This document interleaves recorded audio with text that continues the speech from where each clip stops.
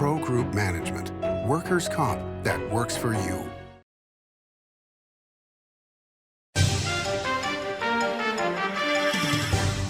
Welcome to Nevada Newsmakers. On the broadcast today, Congressman Mark Amodei of CD2 joins us here for the whole show on an all-new Nevada Newsmakers.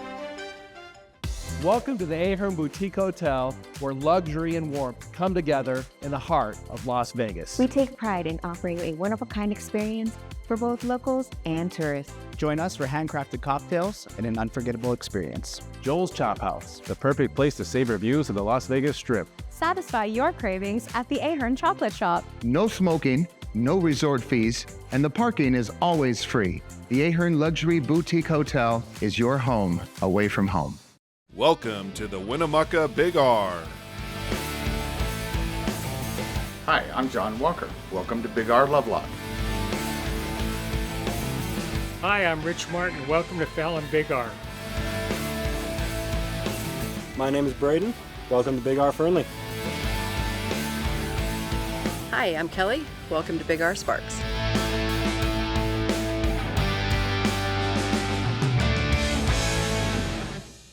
The Nevada Builders Alliance has been protecting the interests of the construction industry for over 50 years. Our programs save members thousands of dollars every year and allow them to provide much-needed benefits to their employees. Our industry also allows Nevada to grow. If you're thinking about a career in the construction industry, reach out. And if you haven't thought of a career in construction, what are you waiting for? We are the Nevada Builders Alliance. What do you count on? You count on your power every day. At NV Energy, we've always powered what's important to you, but we're not looking at the past. We're focused on the future. While our standards are high, our rates will remain low. And our commitment to renewables isn't just meeting standards, but leading the way. Because you can count on more than just your power. You can count on the company who brings it to you. That's our promise. You can count on it. This is Nevada Newsmakers with host Sam Shad, a no-holds-barred political forum. Now, from the Nevada Newsmakers broadcast headquarters, here is Sam Shad. And back on Nevada Newsmakers, we're always pleased to welcome back to the program Congressman Mark Amodei of CD2. Congratulations, sir, on your re-election. Thanks, Sam. Good to be here. Well, I'm glad about that. And I want to point out you have a cold, and you are recovering from it, and I appreciate you making the effort to come in today. Okay, so let's start out with, you were faced with somebody willing to spend $11 million. Let me repeat that, $11 million in a race in CD2 that has one main media market, which is the Reno Sparks area, and then Elko is a smaller market. How did you deal with that? Well, you know, one of the advantages of having been around for a while is you think that you know your people, you know your district, you know the issues, and you have learned some things after being through a few elections in my life about when to spend money, how to get value for your money, and to rely upon the foundation that I think we built up through an excellent voting record, excellent constituent services, excellent oversight stuff to where we actually like to try to earn our pay every day. And so, I mean, it was no surprise. Here comes somebody from California that's going to spend a lot of money. And so, I mean, I called my little team together and said, we're going to spend our money in September and October. We're going to go with messages that we think resound with people. We're going to point out what we think our strengths are, and then we're going to leave it to the voters. And if that doesn't work, I take full responsibility. And so I'm happy to say that it wasn't an auction. You know, it's interesting, Sam, you talk about the money. Clint Coble and Patricia Ackerman, the last two Democrats to run against me before this time, came closer, spending about $500,000 apiece. And I say that as a compliment to them. So, you know, there's an old saying, you need a good candidate, a good message, a good plan, and the money to execute it. And I guess in hindsight, that campaign had one of those things. So let me throw this into another whole realm, because you and I have known each other a very long time.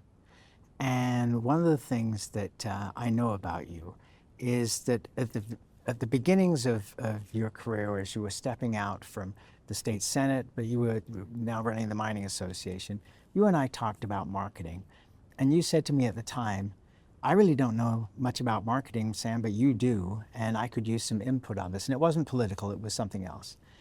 And first of all, I respected the fact that anybody who says, you know, I don't know, so help me, rather than I know everything and I'll tell you what to do.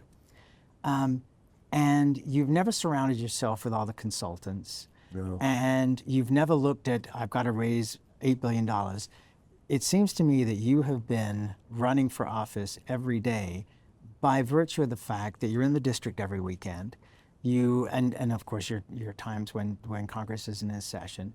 You do your minutes with Mark on the radio, so you're communicating. You send out emails explaining why you've taken the vote so people can decide whether they're for it or against it. You have become, by osmosis, your own marketing machine. And you could actually, if you got out of what you're doing and wanted to be a consultant, in parentheses, you actually could explain to people how you really should do this, as against, let's raise tens of millions of dollars on these national campaigns and just waste the money. Because it's not necessary if you do it right.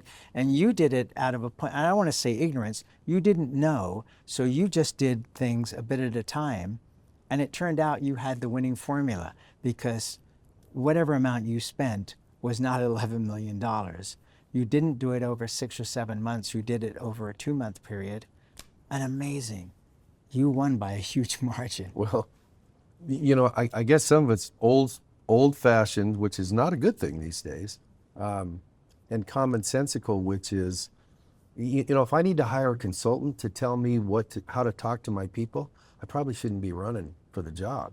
And so that's not a dig on consultants. That's, you really need to know who it is you're working for, and you don't know that, say, okay, I've learned that. That's an evolving process. And so, I mean, one of the things we're proudest of, we've never lost Washoe County. Washoe County is a tough place for a Republican to hang out in these days. And it's not because, you know, we're transparent, we're honest, even when you don't like what we're saying, at least it's not like, oh, they're dancing or something like that. I mean, I think people respond to that. That doesn't mean we can rely on it. But the other thing, Sam, the reality is when you're on a 2-year election cycle, you're never out of cycle. So it's not one of those things where it's like, hey, I'm going away for a while and I'll check back with you in the next, you know, even numbered year towards the end to see if we can speed date and will you vote for me. I mean, that's a day-to-day thing, which we take that approach in constituent services. You call our office, you don't get a voicemail thing that says press 1 for this, or if you know your party's extension for that. And I think those are things that help build up that foundation, if you will, on, is this person, I mean, an election is a personnel session. Is this person doing a good job? And then I think the other thing that helped in this was, I don't think this district, I don't think any place in Nevada really lends itself to, I just got here, I'm from California and I've got a lot of money and I'm your person. That's a hard thing to sell. The consultants, I'm sure, loved it, and the media in the area loved the money that was spent. But in the final analysis, you know, it's interesting. I haven't done a poll since the special election in 2011. Then at the beginning of this, the other side said, hey, we've got a poll and it says we're within 4 points in the beginning. And it's like, well, first of all, you're publishing a poll that says you're behind. And you know what? You never heard another peep out of those folks about polling. And it's not like they didn't have it. It was like, you want polls? I'm sure they've got polls. But part of that was like, where's the poll that says I'm getting my tail kicked? And there never was one, which, you know, but nonetheless, let's march forward and throw some more money at it. Okay, so let's talk about something else that I found extremely significant.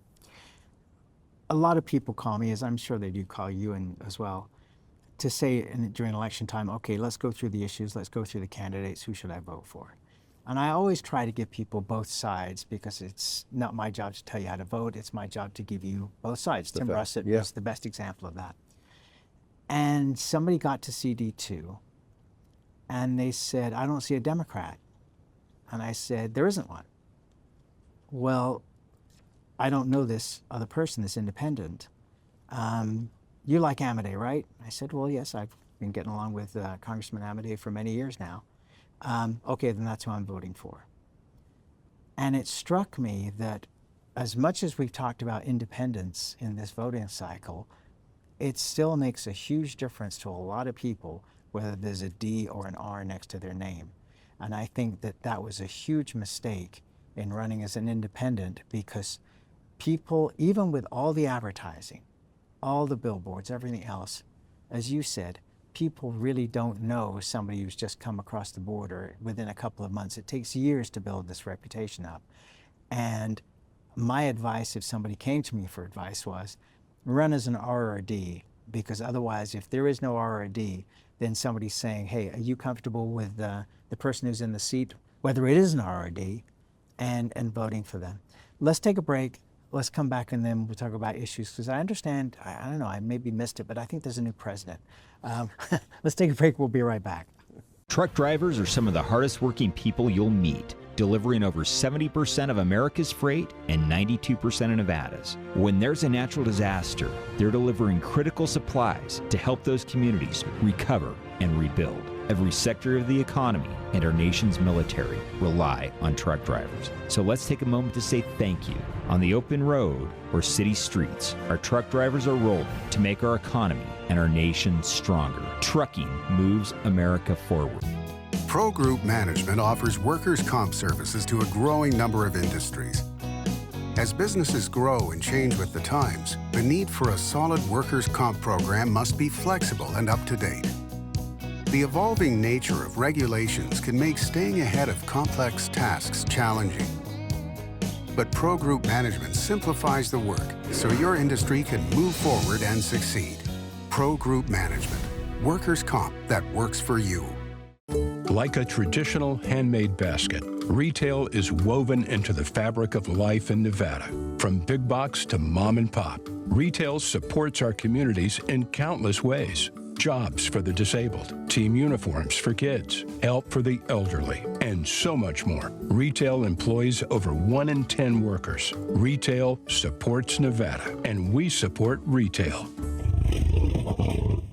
RANNV.org.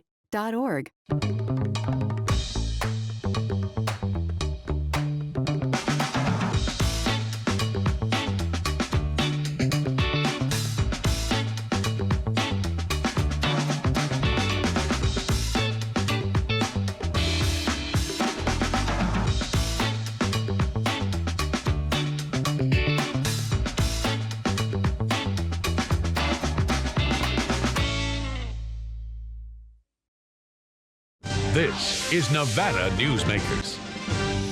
And back on Nevada Newsmakers, we continue our conversation with Congressman Mark Amodei of CD2, re-elected to that seat for another 2 years. It's interesting to watch the Trump administration, or to be the Trump administration, putting their act together. And what seems to me, baiting the media. I don't watch political television all week long, but I do on Sundays. I watch all of them. Mm-hmm. It's what I do for my audience. And it was funny because it's almost like Matt Gaetz was put up there as a ringer to draw the attention of all the media to this one guy and avoid all the discussions about just about everything else. Am I right about that? Well, you look at it, certainly that is a very high possibility. The other thing, you look at it from Matt Gaetz's view, which is a guy who, the ethics committee, nothing that Congress usually does goes fast. So it's been churning since way back, and they're getting ready to release a report. And so it's like, this is my attorney general guy. He instantly resigns, which then creates the whole report release issue. Runs around, has a little fun for a week or 10 days or whatever it was, and then says, "Hey, for the good of the club, I'm going to go ahead and leave." And so, from his perspective, I mean, that's the strongest move you could have made, where he didn't have many moves to make, to go, we're going to get rid of that whole deal. I don't know whether it's gotten rid of or not. I don't think there's any secrets in Washington, but nonetheless, that's the strongest move he could have made. So now he leaves as a guy who, hey, I voluntarily did the right thing. And nobody's talking, at least for the moment, about, hey, what about that report? And so that's good. Trump gets the thing of, I've got a guy who basically, if he would have got confirmed, would have been, that would have been the story, not what's actually going on in DOJ. So Pam Bondi is a strong, and it's like, Pam Bondi looks like, it's like, oh yeah, compared to Matt Gaetz, heck yeah, I'll support her. And so after the dust clears, after a relatively short dust storm, it's like, looks like a pretty intelligent move to me all the way around. Well, and then you look at the tariffs. We're going to put 25% tariffs on Canada and Mexico. We're going to put an additional 10% onto the Chinese. All of this before you even get into office, which means that everybody is now moving in tandem to prevent these things from happening, offering deals. The same in Europe.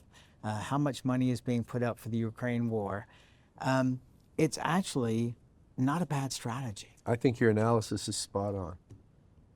I mean, it's like, hey, here's what we're going to do, and you've got a little bit of time to kind of make some moves and whatever. It's like, yeah, I think that's the strategy. And Sam, I guess maybe because things are so discombobulated as they sit now, that I can see these opponents, adversaries, whatever you want to call them, competitors, going, we need to try to draw some of the sting on this thing.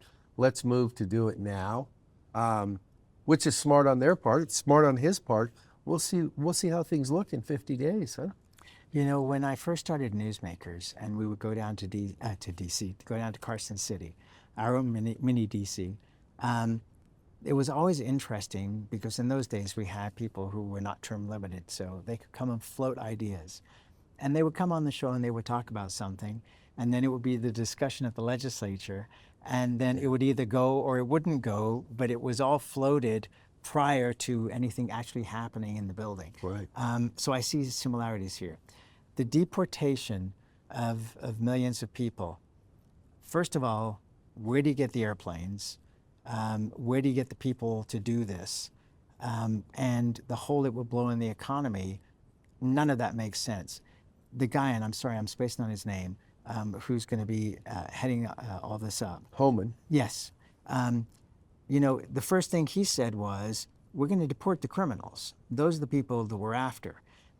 It seems to me that, yes, you can put out the statement and say you're going to do all this deportation, but the reality is you can't deport everybody in the Central Valley in California or any of the other places where illegal immigrants or out-of-status immigrants is probably a more correct term, are living and working because businesses need them, the country needs them.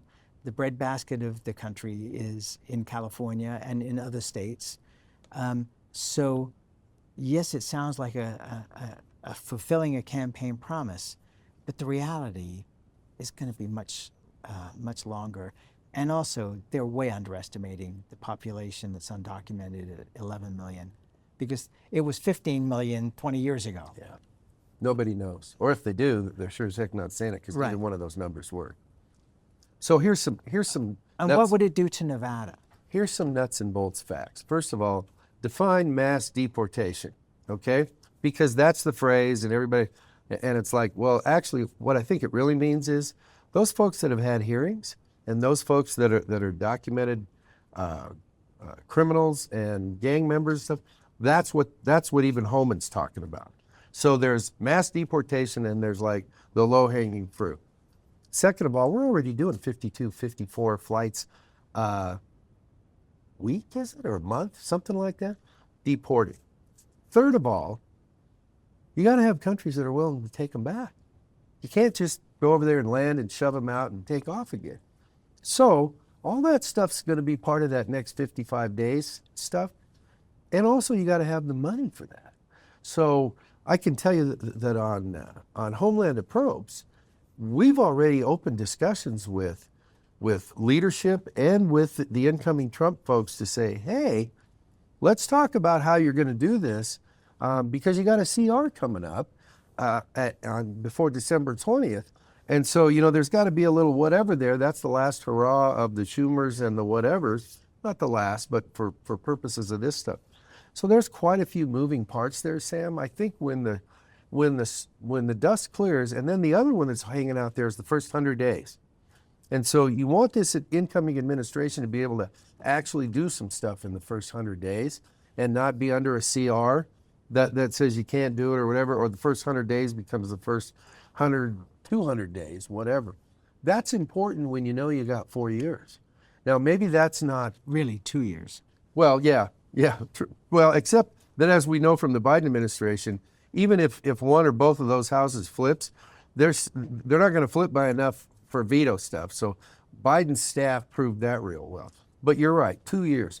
So 200 days when you got 2 years is, and so I think there's a lot of work to be done. There's a lot of sausage to be made, not in public hearings, but between now and the 20th, really.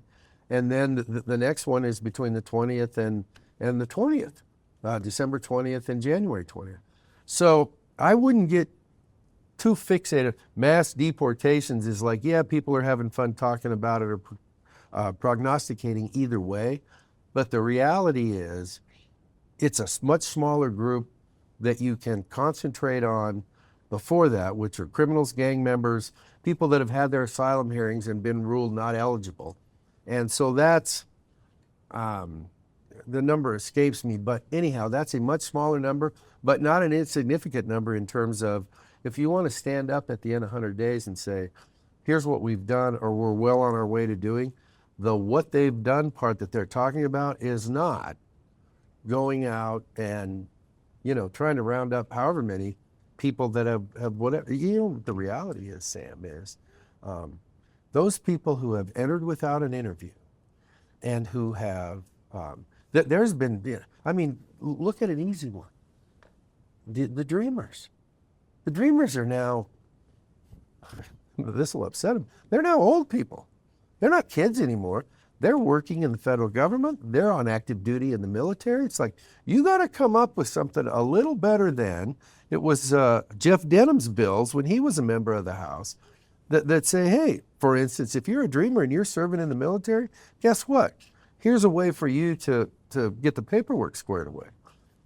I'm never going to wake up on the day where somebody from INS or whatever shows up on a military post and says, hey, First Sergeant Smith, come on, you're going back. That's not going to happen.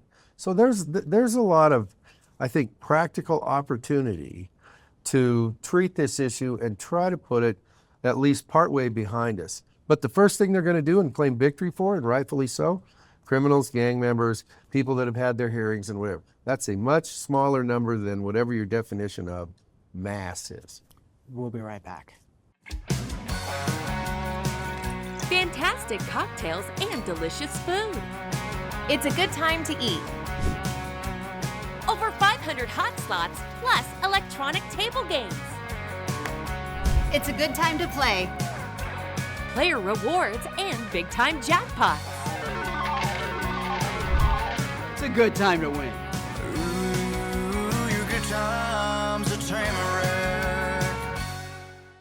Southwest Specialties has been making the homes and businesses of Nevada beautiful for more than 20 years. Their experienced designers and craftsmen create the walkways, backyards, water features, and a variety of outdoor cooking areas that add curb appeal and value to your investment. Call today or visit them at their website and see how they can make your outdoor spaces special. Southwest Specialties, creative, distinctive, beautiful. Story County is leading Nevada. Home of the Tahoe-Reno Industrial Center, Google, Tesla, Panasonic, and other world-leading companies. Story County provides thousands of tech, advanced manufacturing, and logistics careers for Nevadans. We're diversifying and driving Nevada's economy and generating millions in tax revenue and billions in economic activity across northern Nevada. Story County is leading Nevada's future. Save money and take transit. Did you know you can ride the bus all day for less than what it would cost you for a gallon of gas? Plan your trip now by going to rtcwashoe.com. This is Nevada Newsmakers. And back on Nevada Newsmakers, our last minute here with Congressman Mark Amodei of CD2 reelected. A lot of Democrats and others are very concerned and are still in shock over what happened with the election. Is the reality, which I believe, that you and our other elected officials, once elected, are here to represent all the people, not just your party, and that the institutions of the United States, so the presidency, the executive branch, the House of Representatives, the Senate, and the Supreme Court, all have a role to play in this. Nobody is going to steamroller over the entire country. Well, I agree with that. You know, the biggest stick the House has got is appropriations, and is the money. I mean, when you talk about checks and balances, that's our stick. I think that the reason that this win is that the Democrats did a very good job of saying, I hate Donald Trump. And people went with that with Joe Biden. And then they had that comparison. Well, here's 4, here's the next 4. What do you think? And I think it was as simple as, we don't like the way things are going on a bunch of fronts, and therefore we're going to give this guy another shot. The real interesting thing. But you're right, the 3 branches are supposed to be the 3 branches. It'll be interesting to see what happens in 28.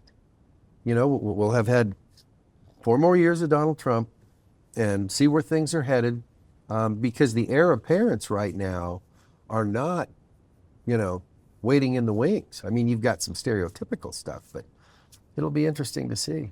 Much more to talk about. I thank you for doing this again, coming in when you're not feeling as well as you should. But a great interview, and I appreciate you being here. Thanks for having me, Sam. And we'll be right back.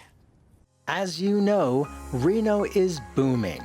Toll's development company is helping it grow with insightful design and development, building community with every project, adding beauty, adding excitement, emphasizing our shared humanity. Reno is becoming bigger. Toll's development is helping it become better, more livable, more enjoyable. To learn more, go to tollsdevelopment.com. tollsdevelopment.com. Imagine a magical garden that feeds Carson City's hungry and homeless, teaches our high school students agriculture, creates hanging floral displays to beautify downtown, and yet charges nothing. It's not magic. It's the Greenhouse Project. It's real, it's growing, and it needs your help. Go online to carsоncitygreenhouse.org so together we can grow it forward. Here on 7 at 7, we're bringing you the local headlines in just 7 minutes. We've got you covered in the morning, evening, and for all breaking news, in between, and as it happens. Life is busy, and we don't waste your time. Join us for local news now streaming on our YouTube page. As always, you can watch Nevada Newsmakers 24 hours a day on various platforms, including television, radio, our website, audio and video podcasts, YouTube. If you want to find the show, you can find it pretty darn easily. And we cover politics, business, health, and education. Thanks for watching. We'll see you on the next broadcast.